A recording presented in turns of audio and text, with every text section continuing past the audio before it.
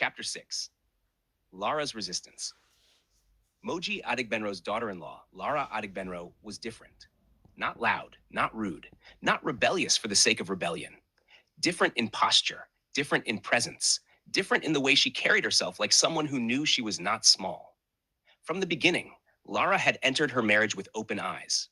She loved Jide Adegbenro deeply, not because he was perfect, but because she believed they were partners. They had talked for hours before marriage about dreams, finances, children, ambition. She admired his drive. He admired her intelligence. She worked full time. She paid bills. She cooked daily. She respected elders. She did not enter marriage empty handed. She entered it equipped. But Moji Adegbenro saw her not as an addition, but as a replacement. And Moji did not believe in being replaced. Unlike Amanda, Lara did not shrink quietly. She observed first. She noticed how Moji rearranged her kitchen without permission. She noticed how Moji corrected her in front of guests. She noticed how Jide would fall silent whenever tension rose. But Lara's silence was not surrender. It was calculation. One afternoon, Moji stood in the kitchen watching Lara prepare soup. "You're adding too much pepper," Moji said sharply. Lara stirred calmly. "Jide likes it spicy." Moji scoffed. "I have cooked for him since he was born. I know what he likes."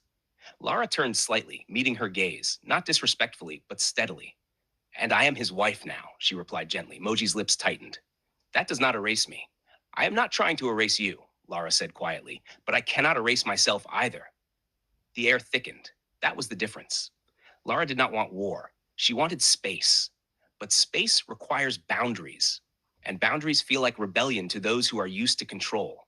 The confrontations increased. If Lara bought groceries, Moji inspected receipts. If Lara returned late from work, Moji questioned her priorities. If you focus too much on career, you will neglect your marriage. Lara inhaled slowly. "My career helps our home." Moji shook her head. "A wife's priority is obedience." The word struck hard. Obedience. Lara placed the knife down carefully. "With respect, Ma," she said evenly. "Marriage is not military service." Moji's eyes widened. "You talk too much." "I speak when necessary." "And who decides what is necessary?" Moji demanded.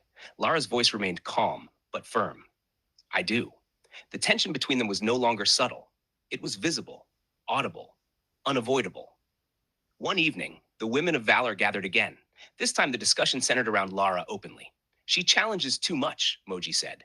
"These educated girls," another woman muttered, "they think degrees make them equal." "If she doesn't fall in line," someone said smoothly, "report her, and divorce will follow." The words carried strategy.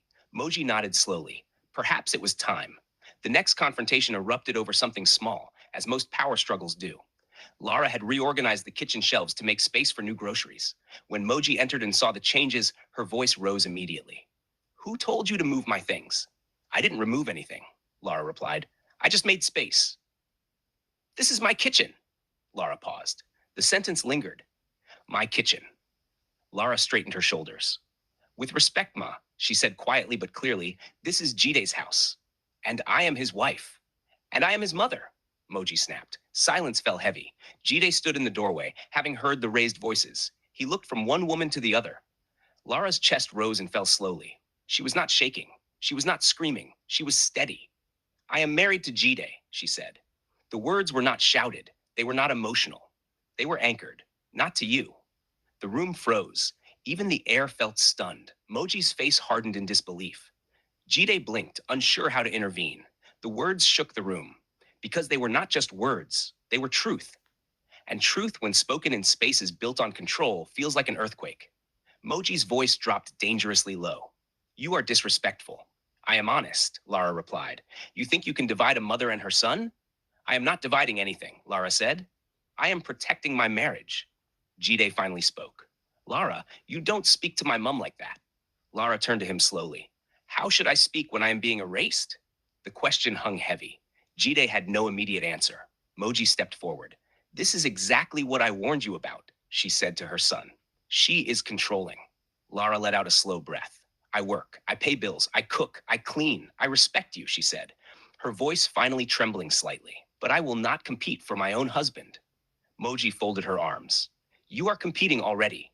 "No," Lara said quietly. "I am asking for partnership." The difference was clear to her, but not to them. Later that night, Lara sat alone on the edge of her bed. For the first time, tears slid down her face. Not because she regretted speaking, but because she realized how deeply rooted the mindset was. She had married a man, but she had entered a hierarchy, and hierarchy does not welcome equality. When Jide entered the room, the silence between them was thick.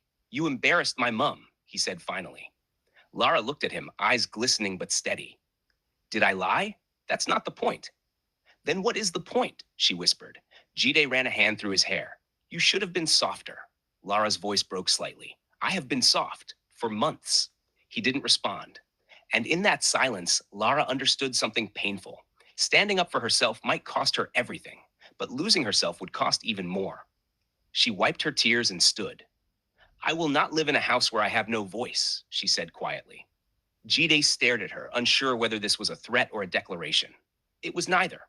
It was truth. Lara was not dramatic. She was not cruel. She was not defiant without reason. She was simply unwilling to shrink. And that refusal, that calm, steady resistance, made her dangerous in a house that thrived on obedience.